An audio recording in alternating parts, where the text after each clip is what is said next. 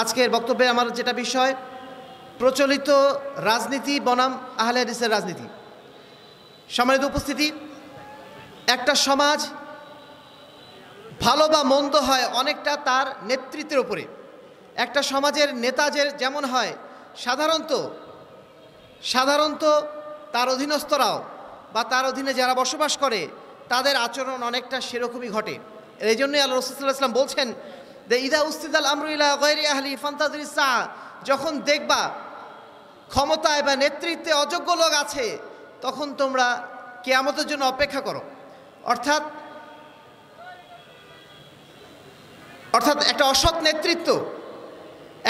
নেতৃত্ব, একটা দুর্নীতিগ্রস্ত নেতৃত্বের কারণে একটা সমাজ এমনভাবে বিপর্যস্ত হয় যেন সেটা কিয়ামতের সাথে তুলনীয়।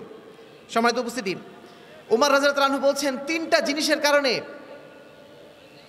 দিন নষ্ট হয়ে যায়, তার মধ্যে একটা বড় কারণ তিনি উল্লেখ করেছেন, ওয়াইম্মাতুল মুযিল্লিন। সমাজের নেতারা যখন পথভ্রষ্ট হয়ে যায়, সমাজের নেতারা যখন দুর্নীতিবাজ হয়ে যায়, সমাজের নেতারা যখন অন্যায়কারী হয়ে যায়, তখন সেই সমাজ এবং সেই সমাজের ধর্ম আদর্শগুলো নষ্ট হয়ে যায়। সম্মানিত উপস্থিতি, আর এই কারণেই আজকে আমাদের প্রশ্ন আসছে যে প্রচলিত রাজনীতির সাথে বা এই প্রচলিত রাজনীতি এবং আহলে হাদিসদের রাজনীতি, এই দুটোর মধ্যে পার্থক্যটা কি? আহলে হাদিসরা কেন প্রচলিত রাজনীতির সাথে অংশগ্রহণ করে না? কেন আমরা বর্তমান যে নেতৃত্ব ব্যবস্থা, এই নেতৃত্ব ব্যবস্থার সাথে আমরা সম্পৃক্ত নই? প্রথম যে বিষয়টি আমরা উল্লেখ করতে চাইব, বর্তমান যে নেতৃত্ব ব্যবস্থা, বর্তমান যে রাজনৈতিক ব্যবস্থা, এই রাজনৈতিক ব্যবস্থার মধ্যে মৌলিক 4টি ত্রুটি রয়েছে। প্রথম ত্রুটি, এই রাজনীতিতে জনগণই সার্বভৌম ক্ষমতার অধিকারী। অর্থাৎ এই সমাজে কোনটা ভালো, কোনটা মন্দ, কোনটা খারাপ, কোনটা ভালো, কোনটা ন্যায়, কোনটা অন্যায়, কোনটা সত্য, কোনটা অসত্য, এটা নির্ধারণ করে জনগণ, আল্লাহ রাব্বুল আলামিন নন। অর্থাৎ আল্লাহ রাব্বুল আলামিনের বিধান দিয়ে এই ভালো খারাপ নির্ণয় করা হয় না। আর এ কারণেই এই সমাজের মানুষ যদি বলে মদ খাওয়া হারাম, মদ খাওয়া হালাল, তাহলে রাষ্ট্রীয়ভাবে সেটা হালাল হয়ে যাবে। এই সমাজের মানুষ যদি বলে সুদ খাওয়া হালাল, তাহলে রাষ্ট্রীয়ভাবে সেটা হালাল হয়ে যাবে। এই সমাজের মানুষ যদি বলে সমকামিতা হালাল, জেনা ব্যভিচার হালাল, তাহলে সেটা অটোমেটিক্যালি রাষ্ট্রীয়ভাবেই হালাল হয়ে যাবে। এখানে আল্লাহ রাব্বুল আলামিনের বিধানের 1 পয়সা মূল্য নেই, যদিও এই দেশের 90% মানুষ তারা হচ্ছে মুসলমান। সম্মানিত উপস্থিতি, এই নীতি মূলত আবিষ্কার করেছিল আব্রাহাম লিঙ্কন, এবং তিনি এটা আবিষ্কার করেছিলেন রাজতন্ত্রের বিপরীতে একটা দলতন্ত্র প্রতিষ্ঠিত হয়েছিল এই গণতন্ত্রের মাধ্যম দিয়ে। এবং এটাই একদিকে রাজতন্ত্র যেমন চরমভাবে একজন ব্যক্তির শাসন ছিল, ঠিক তেমনই এই গণতন্ত্র একটি গোষ্ঠী বা একটি দলের চরম ক্ষমতাতন্ত্রের নাম এই গণতন্ত্র। দুটোর মধ্যে পার্থক্য একদমই নেই। পার্থক্য শুধু এইটুকুই, একটা হচ্ছে রাজার নামে আর একটা হচ্ছে দলের নামে। যেই দল যখন ক্ষমতায় থাকবে সেই দল যা করবে সেটাই নীতি।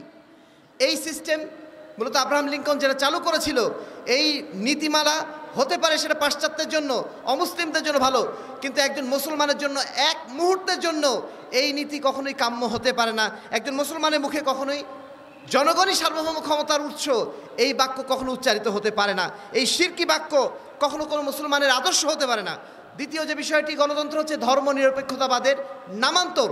গণতন্ত্র চায় এদেশের রাষ্ট্র ক্ষমতায়, এদেশের রাজনীতিতে কখনো ধর্ম না থাকুক, রাষ্ট্রীয় নীতিতে কখনোই ধর্মের কোনো নীতি প্রতিফলিত না হোক।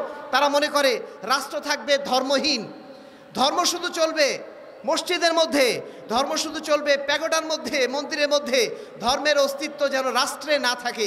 এটা হচ্ছে গণতন্ত্রের অন্যতম মূলনীতি, যেই মূলনীতির কারণে বাংলাদেশের যে রাষ্ট্র ব্যবস্থা বর্তমানে চলছে, যে রাজনীতি বর্তমানে চলছে, এই রাজনীতিতে ধর্ম কখনোই কোনো প্রাসঙ্গিক বিষয় নয়, ধর্ম কখনোই কোনো গুরুত্বপূর্ণ বিষয় নয়, বরং ধর্মের বিরুদ্ধে অবস্থান বা ধর্মকে মসজিদের মধ্যে আবদ্ধ রাখার জন্যই মূলত বর্তমান রাজনীতি তারা কাজ করে যাচ্ছে, বা এই রাজনীতির পিছনে যারা কাজ করে যাচ্ছেন তারা মূলত এই লক্ষ্য নিয়ে কাজ করে যাচ্ছেন।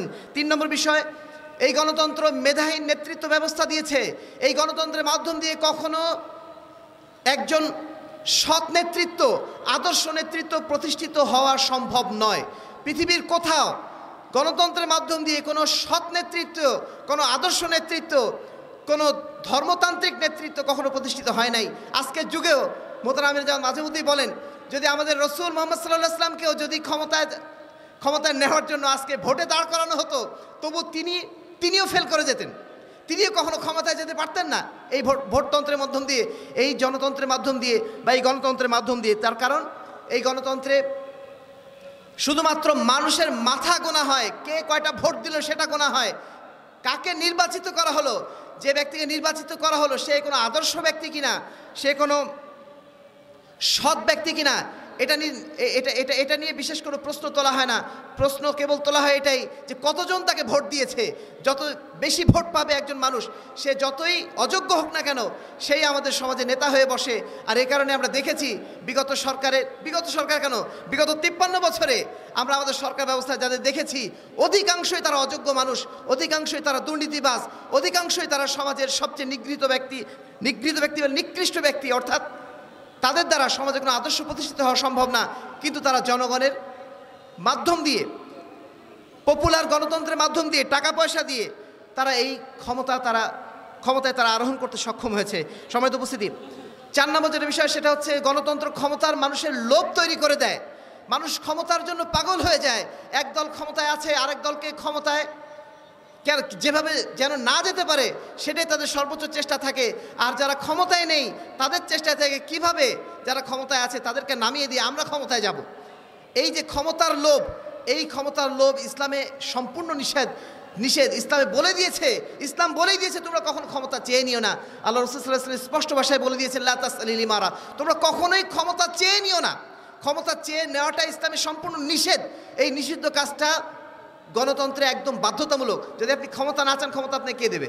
বাড়ি বাড়ি যে ভোট ভিক্ষা যদি না করেন, আপনি ক্ষমতা কে দিবে? সম্মানিত উপস্থিতি, গণতন্ত্রে এই মৌলিক 4টি ফল্ট লাইনের কারণে আহলে হাদিসরা প্রচলিত রাজনীতির সাথে সম্পৃক্ত নয়। এবার আসি, আহলে হাদিসদের রাজনীতি তাহলে কি? আহলে হাদিসরা কোন রাজনীতি করে? আহলে হাদিসরা তাহলে কি রাজনীতি নিয়ে কোনোই কথা বলে না? সম্মানিত উপস্থিতি, আহলে হাদিসরা স্পষ্টভাবে বলে দিয়েছে যে আহলে হাদিসদের রাজনীতি হচ্ছে নবীদের রাজনীতি।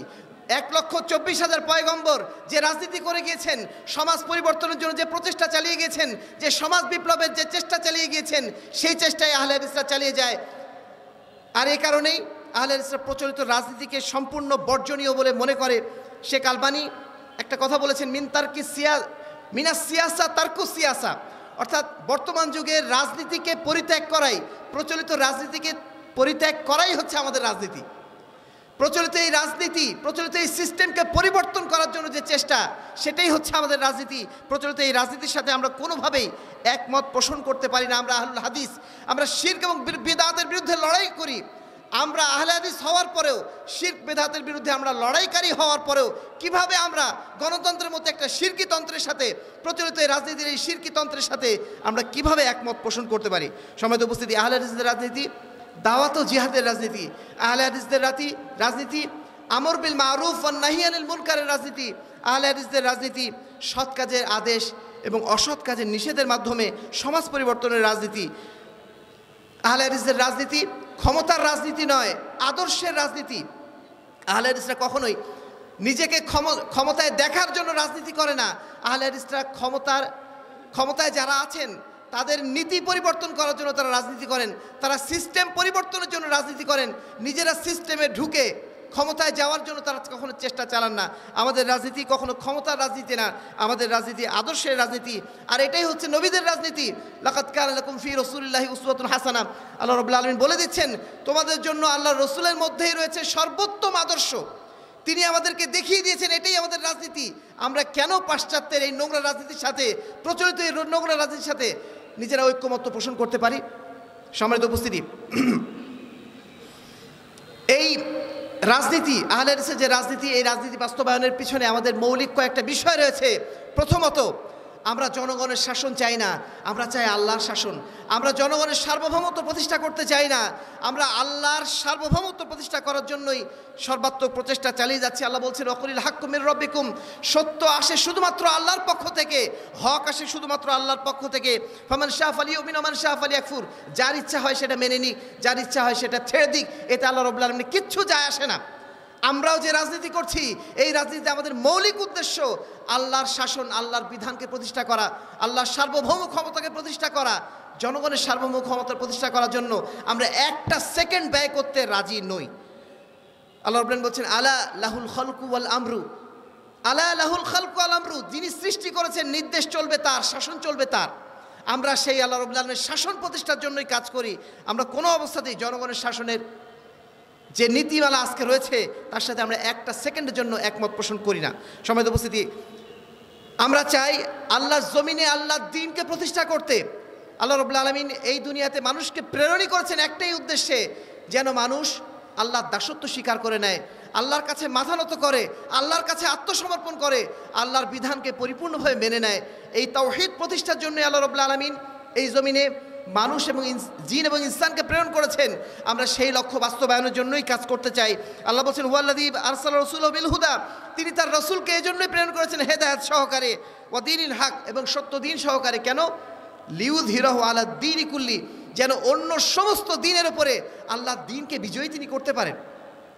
একজন মুসলমান হয়ে, একজন আহলুল হাদিস হয়ে, পবিত্র কোরআন এবং সহিহ হাদিসের পক্ষের মানুষ হয়ে আমরা কোনো অবস্থাতেই আল্লাহর জমিনে আল্লাহর দ্বীন বাস্তবায়ন ছাড়া অন্য কোনো উদ্দেশ্যে এই ধরনের রাজনীতির সাথে জড়িত হতে পারি না। এই রাজনীতির সাথে উপমহাদেশের আহলে হাদিসরা কোনো অবস্থাতে কখনোই রাজনীতি করে নাই। আমাদের মধ্যে কোনো কোনো ভাই মনে করেন যে আমাদের অমুক মুরব্বী রাজনীতি করেছিলেন, অমুক ব্যক্তি এই কাজ করেছিলেন। আল্লামা আব্দুল আল কাফি আল কুরাইশির নাম উল্লেখ করেন, সানাউল্লাহ অমৃতসরীর নাম উল্লেখ করেন, আর অনেকের নাম উল্লেখ করে থাকেন। এগুলো সম্পূর্ণ বাজে কথা। তারা কখনোই এই ধরনের গণতান্ত্রিক রাজনীতির জন্য একটা বাক্য তারা কখনো ব্যয় করেন নাই। বরং উপমহাদেশের রাজনীতি হচ্ছে, আহলে হাদিসের যে রাজনীতি, সেই রাজনীতি হচ্ছে ফুক্কা কুল্লা নিজাম, সকল বিধান বাতিল করো, ওহির বিধান কায়েম করো। আল্লামা শাহ ওলিউল্লাহ দেহলভী প্রথমে এই উচ্চারণটা তিনি করেছিলেন।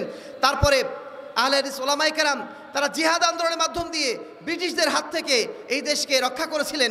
তার পরবর্তীতে আহলে হাদিসের যে আন্দোলনগুলো হয়েছিল শুধুমাত্র ইসলামী শাসনতন্ত্র প্রতিষ্ঠা করার জন্য আন্দোলন হয়েছিল। কোনো অবস্থাতেই প্রচলিত রাজনীতিতে যে ক্ষমতায় যাওয়ার জন্য তারা রাজনীতি কোনো অবস্থাতেই করেন নাই। সম্মানিত উপস্থিতি, আমরাও সেই একই স্লোগান এখন দিয়ে যাই, সকল বিধান বাতিল করো, ওহির বিধান কায়েম করো। আমাদের রাজনীতির বক্তব্যই হচ্ছে এটাই, যে সকল বিধান বাতিল করো, ওহির বিধান কায়েম করো। ওহির বিধান কায়েমের জন্যই আমাদের রাজনীতি। আল্লাহ রাব্বুল আলামিন বলছেন ওয়া মান ইয়াবতাগি গায়রাল ইসলামি দীনান ফালা ইউকবালা মিনহু। আল্লাহ রাব্বুল আলামিনের দ্বীন বাদ দিয়ে, ইসলাম বাদ দিয়ে অন্য কোনো ধর্ম, অন্য কোনো আদর্শ, অন্য কোনো মতবাদ আল্লাহর কাছে কখনোই গ্রহণযোগ্য হতে পারে না। আফা হুকমুল জাহিলিয়াতি ইয়াবগুন, আল্লাহ রাব্বুল আলামিন প্রশ্ন করছেন, তোমরা কি আল্লাহর বিধান বাদ দিয়ে জাহেল যারা মূর্খ, সেই মূর্খদের বিধানকে তোমরা বেশি পছন্দ করে নিচ্ছ? ওয়া মান আহসানু মিনাল্লাহি হুকমান লিকাওমি ইউকিনুন। অথচ আল্লাহ রাব্বুল আলামিন যে বিধান দিয়েছেন, আল্লাহ রাব্বুল আলামিন যে সত্য আমাদের কাছে পাঠিয়েছেন, সেই সত্যের চেয়ে উত্তম বিধান আর কি হতে পারে? সম্মানিত উপস্থিতি, আহলে হাদিসরা নেতৃত্ব নির্বাচনের ক্ষেত্রে চায় সিলেকশন পদ্ধতি, ইলেকশন নয়, যেটাকে আমরা বলি শুরাই নিজাম। আল্লাহ বলছেন ওয়া আমরুহুম শুরা বাইনাহুম, তোমাদের মধ্যে সমস্ত কার্যক্রম হবে পরস্পর আলোচনার ভিত্তিতে, যেটা সঠিক সিদ্ধান্ত আসবে সেই সিদ্ধান্ত অনুযায়ী কাজ হবে। আমরা কখনোই একদল মূর্খ মানুষের নির্বাচিত লোককে আমরা সমাজের নেতা বানাতে পারি না। সম্মানিত উপস্থিতি, আজকে যে ইলেকশন সিস্টেম, এই ইলেকশন সিস্টেমের সবচেয়ে বড় গলতি হচ্ছে এটাই, যে এখানে মানুষের যোগ্যতা নির্ণয় করা হয় না। অথচ অন্য সমস্ত জায়গায় কিন্তু আমরা যোগ্যতা নির্ণয় করছি। যখন আদালতে বিচারক নিয়োগ করছি, কোনো অযোগ্য লোককে আমরা বিচারক নিয়োগ করি না।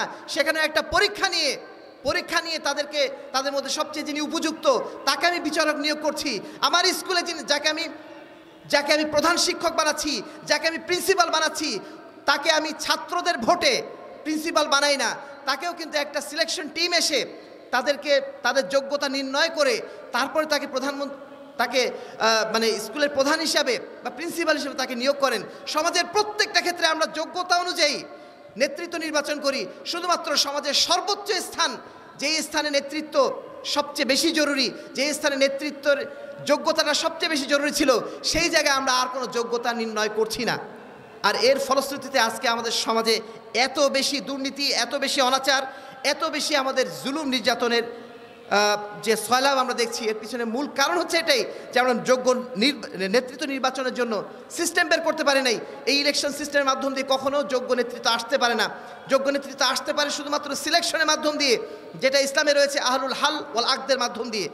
6 জন বা 10 জন ব্যক্তির নির্বাচন কমিটি থাকবে, তারাই সমাজের সবচেয়ে যারা উত্তম ব্যক্তি তাদেরকে তারা নির্বাচিত করে তাদের মধ্য থেকে যে কোনো একজনকে নেতা হিসেবে নির্বাচিত করবেন। তিনি যতদিন পর্যন্ত সততার সাথে আমানতদারিতার সাথে দায়িত্ব পালন করবেন ততদিন তিনি টিকে থাকবেন।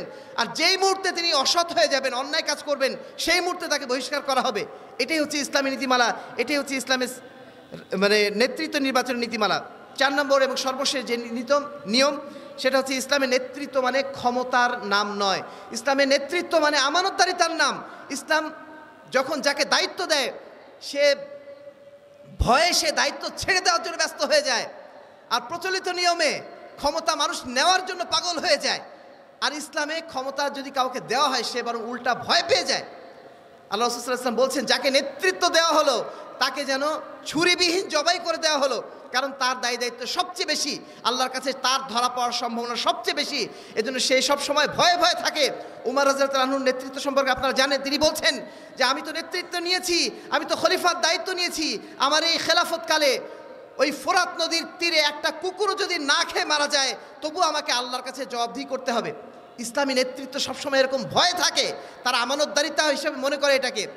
আর এই প্রচলিত গণতন্ত্র, প্রচলিত রাজনীতির মাধ্যম দিয়ে যারা নির্বাচিত হচ্ছে, এদের কাছে ক্ষমতা হচ্ছে নিজেদের সমস্ত শয়তানি, নিজেদের সমস্ত দুর্নীতি এবং নিজেদের সমস্ত অন্যায় কাজ বাস্তবায়নের একটা মাধ্যম।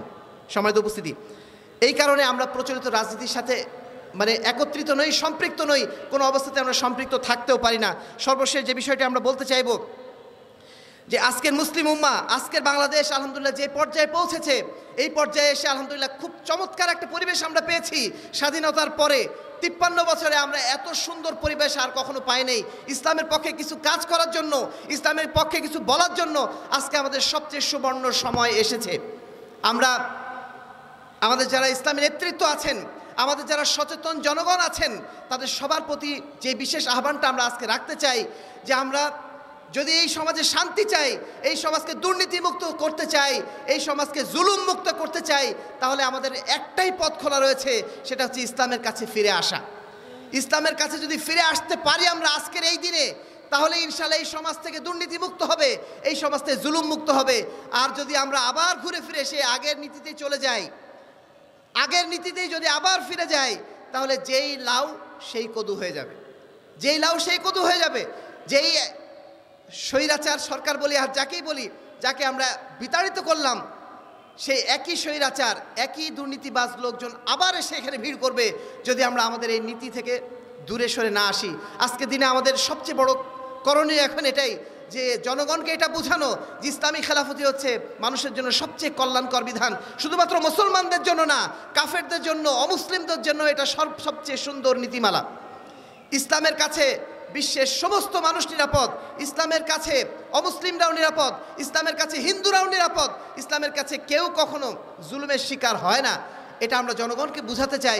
আমাদের জনগণ যদি একবার বুঝতে পারে যে না, ইসলামী খেলাফতে মুক্তি, ইসলামী খেলাফতের মাধ্যম দিয়েই সমাজে শান্তি প্রশান্তি আসতে পারে, ইসলামী খেলাফতের মাধ্যম দিয়েই সমাজে প্রকৃত অর্থে জুলুমের নিরসন হতে পারে, তাহলে জনগণ ইনশাআল্লাহ এদিকে ফিরে আসবে। আমরা সেদিকেই জনগণকে আহ্বান করতে চাই। সেই সাথে ইসলামী দলগুলোকেও আমরা বিনীতভাবে অনুরোধ করব, আপনারা দয়া করে এই ভোটের রাজনীতি ত্যাগ করুন, প্রচলিত ইলেকশন সিস্টেমকে ত্যাগ করুন।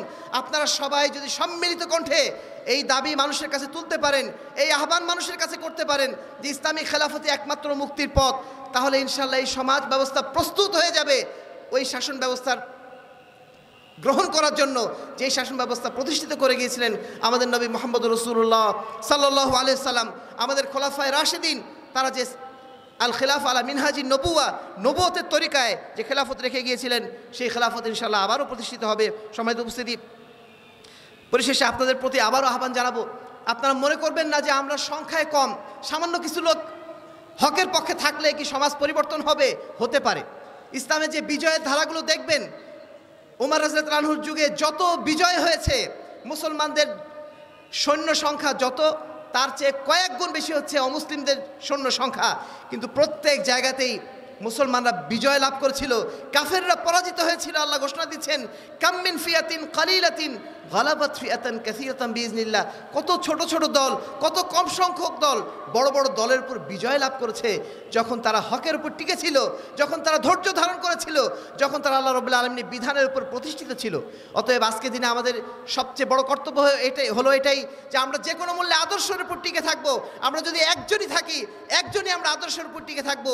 কোনো অবস্থাতেই আমরা বাতিলের সাথে আপোষ করব না, কোনো অবস্থাতেই আমরা বাতিলের সাথে আপোষ করব না। এই যদি আমাদের প্রতিজ্ঞা হয়, এই নীতি নিয়ে যদি আমরা চলতে পারি, ইনশাআল্লাহ এই সমাজ আমাদের দ্বারাই পরিবর্তন হবে।